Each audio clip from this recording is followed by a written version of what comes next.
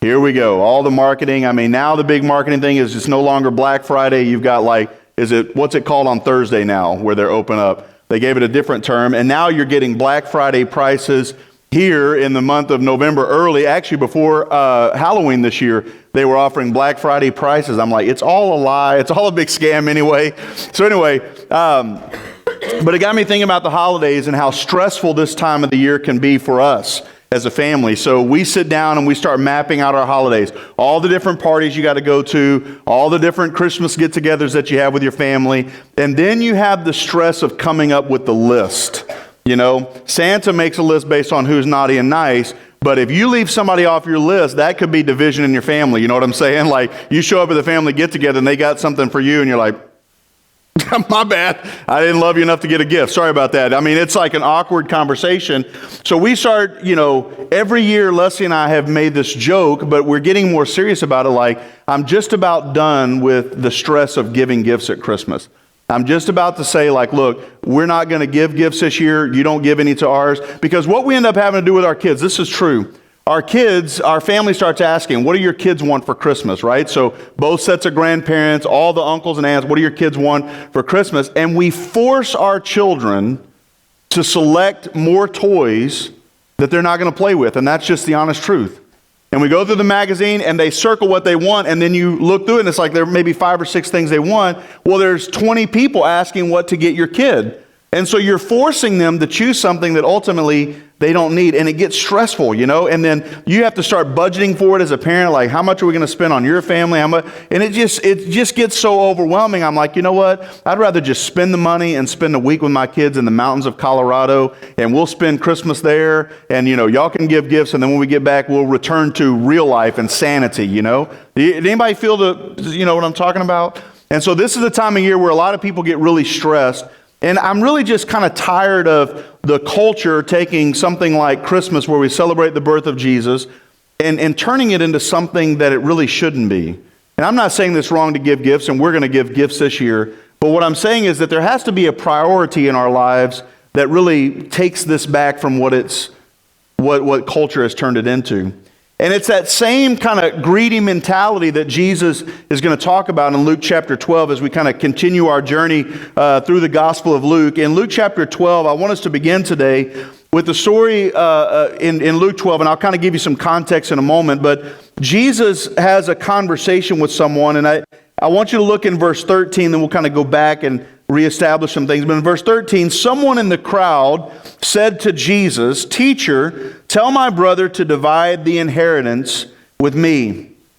Now, in the culture that Jesus lived in, there were certain laws. If you look in the book of Deuteronomy, you'll find this, that when it came to an inheritance with a family, the oldest son, or the firstborn son, would receive a double portion of the inheritance compared to what the other siblings would have. And so that was kind of the standing rule, the standing law that governed people at that time. And so Jesus is teaching in a crowd, and we're going to get into that in a moment. And while Jesus is teaching, a man says, "Hey, Jesus, teacher, tell my brother to divide the inheritance with me." So we don't know exactly what he's asking. Is he saying that, well, my brother took all of the inheritance and didn't give me my portion? Or was he upset that maybe his brother took what was standard, the double portion of the inheritance, and he got what was left over, and he felt like that was unfair? We don't know exactly what's going on, but this man comes to Jesus and he asks him, "I want you to tell my brother to divide the inheritance with me." And notice in verse 14 how Jesus responds. In verse 14, he said to him, "Man, who made me a judge or arbitrator over you?" Who made me the judge over this? John chapter 5 is one of my favorite chapters in the New Testament. In that chapter, Jesus gives us multiple reasons why he is God in the flesh. And in that, if you read John chapter 5, you'll find that Jesus says that he is equal to God in nature. That God the Father, God the Son are the same in nature. It's not that God is a greater God and that Jesus is a lesser God. That they are equal to God. He is equal to God in nature. He also claims in that passage that he is equal to God in power. That Jesus is not a less powerful being than God the Father. And in that, he also claims that he is equal to God in authority. that all authority has been given to Jesus. And when I read this in Luke chapter 12, when he asks the man, who has made me a judge or arbitrator over you? I think of John chapter 5, when Jesus says, all authority has been given to me. Jesus is the rightful judge of the world and judges what is right and wrong. But in this response to this man, he's basically saying, why are you bringing this to me? Why are you bringing this issue to me? It's not Jesus saying, I'm not a judge and can't do this. But what he's saying is, why are you bringing this thing to me? In John chapter 5 and verse 22, that passage I read earlier, Jesus said, the Father has committed all judgment to the Son. So Jesus is the righteous judge, but here in verse 14, he asks a pointed question. Who has made me a judge or arbitrator over you? This man is asking Jesus to step in when he could have taken this issue to the proper civil authorities. So Jesus says, why are you bringing this to me? But look at what Jesus says in the next few verses. Jesus doesn't respond with a question. Instead, he responds with one of 4 warnings given in this chapter. I want to give you the other 3 and then study the one that he gives in this passage. In verse 1, you'll find that Jesus warns against the hypocrisy of the Pharisees. Don't be a hypocrite. He says, beware the leaven of the Pharisees, which is hypocrisy. In verses 35 through 53, in the same conversation, he warns against being careless and not ready for when the Lord returns. That we should be ready and we should be watching and we should be working toward that day. And in verse 22, he tells them, don't worry about your life, that God is going to take care of all of your needs. So those are 3 of the 4 warnings. Don't be a hypocrite. Be ready for the Lord's return and stop worrying so much about your life. God is going to take care of you. And right in the middle of all that, we have this warning. Notice in verse 15. Here's his response. Take care and be on your guard against all covetousness. For one's life does not consist in the abundance of his possessions. Take care and be on your guard against all covetousness. So while I was in Madrid last week at this camp, it was a beautiful camp out in the countryside, and there were some mountains, and I mean, it was just a glorious place to be. It was incredible. The weather was great. And so at this camp, they had the dining hall, which kind of sat up on this other hill, and all the cabins were off this road, and in between there was a little valley that, just maybe 50, 60 feet down. I mean, it wasn't like I was crossing the Grand Canyon or anything. But between where I was and the dining hall was this kind of canyon you had to go down. Now, you could go the longer route and go on the road, or you could do what I might call bigger people like me do, and that is take the shortest route that's going to cause the least amount of difficulty breathing. You know what I'm saying? And so I look and I'm like, okay, there's a short trail that's a direct line to the dining hall. I can take this big loop around. And so one night I came out of the cabin and it was already dark, and we were going up there to the dining hall, because in Spain they eat about 9 o'clock in the evening, which was crazy and awesome at the same time. And by the way, they eat bread at every meal, which is also awesome. So anyway, I said, well, I'm going to just walk that straight line, because I was walking by myself. And so I went, as I got down into the bottom of that, I realized that there, on this trail, there was a nice worn trail where people had been walking, but all around there was tall grass. And the grass was about up to my chest. Now, as I'm walking on this, I have a flashback to a movie I watched years ago called The Ghost in the Darkness. Anybody ever seen the movie? It's about these 2 man-eating lions. And so they terrorize these people building a railroad, and these lions would sit in this tall grass and just wait for people, I would assume probably bigger and slower people that maybe have a messed up ankle that can't run real well. And they just sit there and wait, and they would kill them, drag them back to their lair, and then just eat them. And actually their bodies are stuffed, if you didn't know this, they're in Chicago in a museum, these 2 lions that did that. And it's a true story, and that's what the movie was about. And so as I'm walking to this mess hall, I'm sitting there thinking, what are the predators in Spain? That was my first thought. I know I'm not on the plains of Africa, but like, what's here? And what is in that grass over there, you know? And so as I'm walking, the only thing I have is my phone. It's my only defense. Like, what am I going to do? He attacks me and I'm calling like, ayúdame, por favor, un león, or whatever, like, un panther está aquí. I didn't know what was out there in that grass, you know what I'm saying? But I promise you, and that was good Spanish, by the way, and I turned that flashlight on my phone, the highest setting, and the whole time, I'm just scanning the field like this. You know, and you know, the flashlight on your phone it's not like a mag light, you know. I need like Robert's police officer light that can shine all the way to the moon, you know. I needed that because all I'm looking for what's in this grass. And I don't know what predators are there, but that's what I'm thinking of. And so the whole trip down this valley and in that high grass, I am looking around for something that might jump out at me. You know what I'm saying? And Jesus in this passage says that same vigilance must be had at all times by followers of Jesus against one predator: covetousness.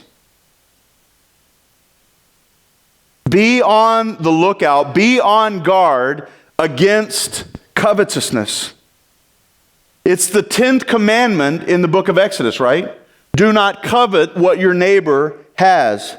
Now that word covetousness that you see there in that verse, it means a greedy desire to have more. It's your kids at Christmas time, right? You ever want to just take their toys away when they don't say thank you? Or the other day when I came home from Spain, I got in late at night because my flight was delayed in New York. And my son, everybody was asleep when I got home because I got home about 10:15 or so.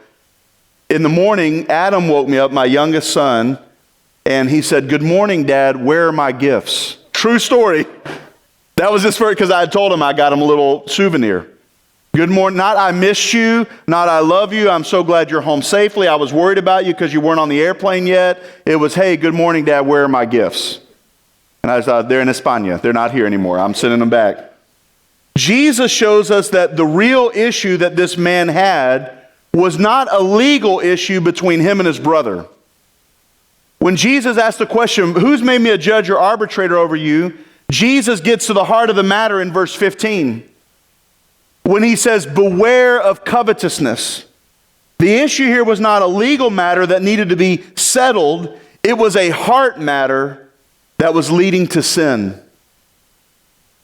Craving more of what you have enough of already.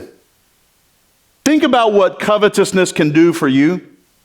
Think about what covetousness does to you. It creates a dissatisfaction in us with what we have. The second thing about covetousness is that it is a desire that can never be satisfied. I have never heard or seen anyone live out this idea that what they already make as a salary or their value right now in terms of their assets is enough and they don't want any more. Jeff Bezos, is that how you say his name? Who owns Amazon, is worth $111 billion. And do you know what he tried to do in July of this year? He tried to acquire Uber Eats India. You know why? Because 111 billion is not enough. It doesn't matter how much you have, covetousness creates in us a desire for more, and it is something that can never be satisfied. One author wrote this: "The covetous are always in want." It's always about what you don't have. But notice also what Jesus says in verse 15. For one's life does not... We have, in our culture, devalued our lives by measuring our value by what we have. So I'm in the market, as I've told you before, for a new truck. New to me, but a used truck. And so one came up with, my neighbor has one for sale, and I went and looked at it, and I have to admit, I just felt like more of a man in a truck compared to my car. I just did. I got in there as a diesel engine, and it just sounded awesome. I didn't care if it was a piece of junk, it just felt great to hear that, blah, blah, blah, blah. And I wanted it. You know what I'm saying? And so part of that is, we can't fully pay cash for it. We may have to finance a little bit depending on the price. And so I called into the bank, said, hey, look, I'd like to do an application for a loan for a used vehicle. And you know what the bank does? They know me because I've been banking with them since I was in high school. It's a firefighters credit union, and so it's kind of this network of firefighters. And so I know many of the people that live in there. I know Angela, who does all the loans and stuff. But when it comes down to it, to getting approved or disapproved for a loan, they are not going to look at you for who you are. They're going to look at what you have, and they're going to look at your bills. They're going to look at whether you made payments on time. They're going to look at your revolving credit or whatever that is, all that stuff. They're going to look at that and say, okay, this is how we're going to approve or disapprove you. And that's what we've done in our culture. We have devalued people by placing a value on what they have rather than what's most important. And Jesus says in verse 15 that your life does not consist of the things that you have. And I want to focus for a moment on that word consist, because this is a slap in the face of our culture. Let me ask you this. How do you define success? How would you measure whether a person is successful or not? How do you determine what is truly valuable? Jesus in this story in this encounter tells a story. He tells a parable, and I want to read it to you. Now, a parable is something that Jesus would use. He would tell a story to show a spiritual principle or teaching. And I want you to notice this story beginning at verse 16. In verse 16, Jesus says this: the land of a rich man produced plentifully, and he thought to himself, what shall I do? For I have nowhere to store my crops. Now, going back in your mind to verse 15, when Jesus said a man's life does not consist of the things he has, that word consist is actually the third person singular of a to be verb. What Jesus is saying in verse 15 is this: your life is not the stuff that you have. Your life is not your stuff. And so he tells the story about a man who has a lot of stuff. This man in verse 16 has done obviously very well. From outside looking in, we would look at this guy and say he's been very successful in his career. He's got a nice living, he's got a nice house, he's got nice things. Things have gone really well. We might say it like this: a man got a promotion and took a huge increase in pay. Or a man climbed the ladder and got a better paying job in his company. Or a lady went to school and got educated and got a higher paying job than she had before. Things were going really well. And that pay was going to lead to more freedom, to make more purchases. And those purchases would need a place to be held. That's the story that Jesus is telling. And notice in verse 18, and he said, I will do this. I will tear down my barns and build larger ones, and there I will store all my grain and my goods. From 1973 to 2015 in the United States, the average American house size increased by 62%, over 1,000 square feet per home average across the United States, even though the average size of families has gone down. I want you to hear what I'm saying here. In a 40-year swing, we are building bigger houses for smaller families. Now let that sink in for a minute. Why are we building bigger houses for smaller families? Because we need more. And we need bigger barns to store our stuff. When Hurricane Harvey came through Houston and we began to help families muck out, one of the common sentiments I heard among people as they were cleaning out their house was, we don't need all this stuff. You ever felt that way? We use the word purge. It's time to purge in our family. And when Leslie says that, I feel like that's the most romantic word she can say to me. I feel like we need to purge. I'm like, thank you. My prayers have been answered. Let's get rid of all of it. I kid you not. We had this one item that we tried to sell in multiple garage sales for like a dime. It was this frame, hideous, that was on the wall. Don't tell my wife that. She's not feeling well today. After the third garage sale, I told my wife, if this thing does not sell today, it will not come back into my garage. She's like, okay, that's the deal. And so went out there, had our dime, 10 cents on it. Someone tried to talk me down to a nickel. I'm like, you can have it. Gratis. Free. Sorry, I'm still in Spain mode. You can have it. You don't even have to pay a dime. At the end of that garage sale, guess what? It was still there. I mean, I couldn't even give it away. So it immediately went to the curb for trash the next day. And I came back home. I had something to do that day, and I came back home, and you know what my wife had done? Exactly. She went to the curb and got it and brought it back in the garage. And I came inside holding it. Like, babe, because I hate garage sales. So if my wife convinces me to do a garage sale, you know she's got some power over me, you know, because I just hate them. And I said, babe, we made an agreement. This thing I'm throwing it in the trash. Yeah, but it might sell. I'm like, here's a dime. I'll buy it from you. That's what I told her. Here's a dime. I'll buy it from you. You can put it in our joint account, but this thing is going in the trash. I'm not going to keep this thing anymore. And by the way, I won that argument. Hallelujah. But we have smaller families. We're building bigger houses to keep more stuff. Notice in verse 19, because in verse 19 you can insert the American dream. Are you ready for it? And I will say to my soul, soul, you have ample goods laid up for many years. Relax, eat, drink, and be merry.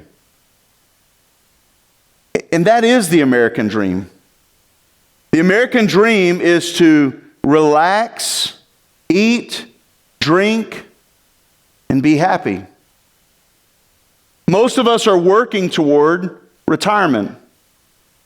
But notice in verse 20 what Jesus says next. But God said to him, fool, this night your soul is required of you, and the things you have prepared, whose will they be?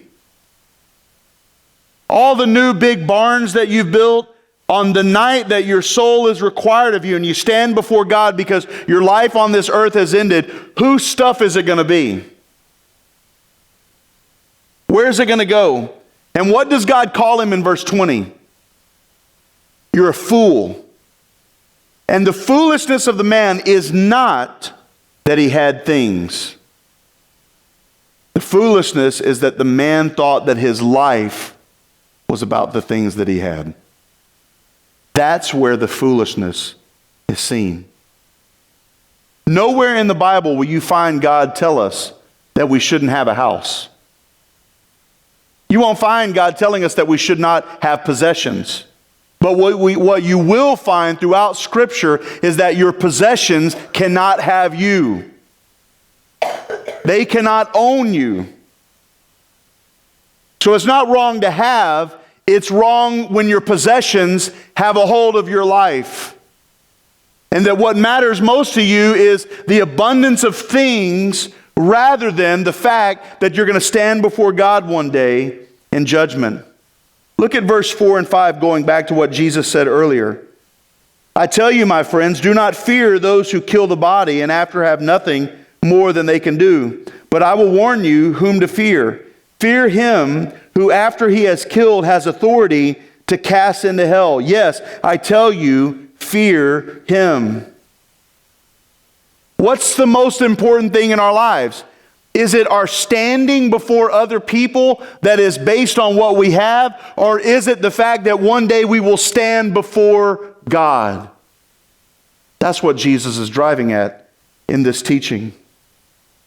In verse 21 he says this, so is the one who lays up treasure for himself and is not rich toward God. I want to read a couple of passages to you, just a few verses. The first one is in 1 Timothy chapter 6. In 1 Timothy chapter 6, beginning in verse 17, Paul writes this, and the scriptures will be on the screen. As for the rich in this present age, charge them not to be haughty, not to be built up or with pride, nor to set their hopes on the uncertainty of riches, but on God, who richly provides us with everything to enjoy. Who provides us with all that we have? It's God. That's what he's saying here. And not to be set on our stuff, but to be set on God who has given us those things. Verse 18, they are to do good and to be rich in good works. I love that phrase. To be rich in good works, to be generous and ready to share, thus storing up treasure for themselves as a good foundation for the future, so that they may take hold of that which is truly life. You hear what Paul reiterates? He reiterates what Jesus has said in Luke chapter 12. Your life is not the stuff that you have. True life is found in God. In Matthew chapter 6, Jesus said not to store up treasures on this earth, where the moths and the rust can come in and corrupt it and make it fade away. Rather, store up treasures where?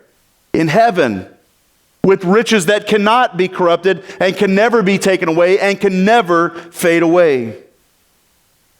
So I want to leave you with just 4 ways to guard our hearts against covetousness. Here's the first one. Write these down. Do not measure your life's value by what you possess. Do not measure the value of your life by what you possess. Your life is more than an F-150. Your life is more than your house. Your life is more than your bank account. And I just want you to know that that is freeing to you to know that. That God does not place a value on your soul based upon how successful you are in business. Jesus didn't die on the cross for you because you had nice things. He died on the cross for you because he loved you for who you are. Do not make the mistake of measuring your life's value by what you possess. The story is told of a king who was in the throne room, and he was holding counsel with his advisors and some noblemen. And suddenly there was a bang and clatter at the door, and the door opened, and there was a young boy, and he ran into the room. And one of the king's royal guardsmen tried to stop the boy. "Hold there, lad," he shouted. Don't you know that you're disturbing the counsel of the king?" And the boy laughed and he said, "He's your king, but he's my dad." And with that, the boy bounced into the open arms of the father, the king. You see, God does not place value on us the same way culture does. Your life is valuable because you're a child of the king. So don't measure your life's value by the stuff that you have. The second way to guard against it is this. Learn to be satisfied with what you have. Learn to be satisfied with what you have. The covetous are always in want. That was the quote that I gave you earlier. And there is always something more that you can possess. You ever been given like a nice gift? I'll give you like an example. Someone gives you, I'm not a tech person, so I'm just going to kind of make this up. It's not a DVD player. What's the best stuff now? Blu-ray? 4K? 4K? Sounds good to me. Somebody gives you, this is going to be a terrible illustration. They give you some kind of device to play a DVD on your TV or a Blu-ray. And you realize that you have a plasma TV. And if you have a plasma TV, which I don't even know how plasma makes images, but you realize that it's pointless to have this nice player because you can't really enjoy the benefit of the better graphics. And so what do you feel compelled to do? Buy a new TV. That's a 5K or whatever's out now, 9K, 10K. Right? There's always something more. And it doesn't matter if you have a 50-inch, somebody else has a 60-inch, and you're like, man, I wish I had a 60-inch. That's the way that it works. The covetous are always wanting more. So learn to be satisfied with what you have. The third way to guard against covetousness is this. Work to be rich toward God, not retirement. Now, I want to be careful with what I say here. We need to be preparing our lives for what comes. And the Bible does talk about saving and putting things back. You know, go to the ant thou sluggard. I mean, to consider his ways and to be wise with our money. I'm not saying that we shouldn't retire. I'm not saying that we shouldn't be wise and invest. I'm not saying that. What I'm saying is work to be rich toward God and do not work toward retirement. Don't work toward eat and drink and be rich and be lazy and be merry. Work to be rich toward God, to live a life that honors Him. Be smart, plan well, save money, but don't work to leave a nest egg. Work to leave a legacy of faithfulness. The fourth way to guard against covetousness is this: be generous. Live your life with an open hand. Many of you know a couple of years ago, my wife and I just really wanted to give more. And so I love barbecuing, and so we started a little barbecue business that I do it when I can and when my schedule will allow. And the hope with that was to be able to give. And so there's like this barbecue kind of subculture that I didn't even know was there, really, honestly. And but when you start barbecuing, people start, hey, you know, I barbecue as well, and so they want to get together and like barbecue briskets. I mean, and I'm like, no, you're good. But anyway, this one guy was at a party, tasted the brisket at the party that somebody had ordered, and he got my contact information, and he called me up, and he said, hey man, I also own a barbecue business, but I also do competitions. And he said, I really liked your barbecue, and he said, I'd like you to join our competition team. And, you know, I'd been asked those kind of questions before, but one thing that he said was really striking to me. And I said, well, how often do you guys do it? I said, I'm a pastor of a church. That's my primary job. And so I do it when I can. And he said, well, you know, we do it a lot of weekends. And he said, but I want to be really clear that I'm doing it because I want to make money, and it's going to be my business's name on the team.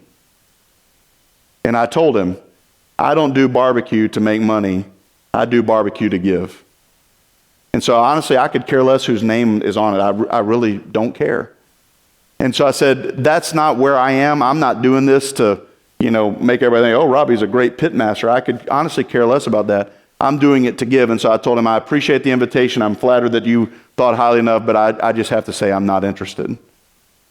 And I share that story with you because what was really intriguing to me about that conversation was that there was a temptation for a moment to think, man, you know, if I could get on one of these teams, maybe it could do better. You could expand, you know, on and on and on. There's always that temptation for more, isn't there? It's always there. But I had to remember why I got into it at the beginning was to give. And one of the best defenses against covetousness is to be generous. The hidden sin of covetousness is comparison. It's always looking at what someone else has and that you don't have. And there's a danger in that. I want to close just to remind you of what Paul wrote to Timothy in 1 Timothy chapter 6 and verse 18. Be generous and be ready to share. Be generous and ready to share. If you see your possessions not as yours, but they belong to God, and you live open-handed, you'll be amazed at what God can do through your life. Just this week, a young lady contacted me. Some of you may remember her. We went on a mission trip with her to Guatemala. Her family's from Kentucky. We were coming. We met down there. Her name is Allie. Really sweet girl. She's in college now. She's, I think, a sophomore, maybe a junior. She's going to get, I think, a nursing degree. It's a medical degree. But her vision, her hope with her life is to become a medical missionary. And this year, she's trying to raise money to go to Africa so that she can serve impoverished children and give them some medical care, and while doing that, share with them the gospel. And I was blessed beyond measure this week through our business to be able to give to help this young lady go to Africa to missions. And what I've learned this year, just in having this small business that we started to be able to give, is that there is great joy in giving. There is a great joy that comes when you are generous. So as you face the holidays this year, beware the danger of covetousness. And what I want to encourage you to do, especially you parents, we need to take the holidays back for what they really are. It really is about Jesus. And your culture's made it into a lot of other things. And so make sure that Jesus is at the center of that we're not with our actions and maybe even some of our traditions feeding covetousness in our children. Because Jesus said, beware of covetousness. So I hope you'll take those 4 principles that I shared with you today and just pray them this week. That you will not be possessed by the things that you have. Your value is not in what you have, but it's in who has you. And his name is Jesus. Let's stand together with our heads bowed and eyes closed, and we want to just respond this morning with a song. And I'll lead us in prayer before that time. Father, thank you for this time to be around your word, and I pray that I've rightly divided it and presented it in a way that's pleasing to you, Father, and that your Spirit might do work in our hearts here today. And we ask you, God, to guard our hearts from the dangerous sin of covetousness that seeks to rob us of our ultimate satisfaction in you, and to place that on the things that we possess. So help us, Lord. Maybe there are some that are struggling with it today. Maybe some that are just measuring their life's value by how successful they are, how much money they have, or things. I pray, God, that they'll see themselves for who they are in your eyes, and that today you'll rescue them from that. So, Father, just pray that your word would speak to our hearts today, that we would live generously, we'd be rich toward God, that we'd live our lives in a way that pleases and honors him. We pray this in Jesus' name. Amen. Let's sing together.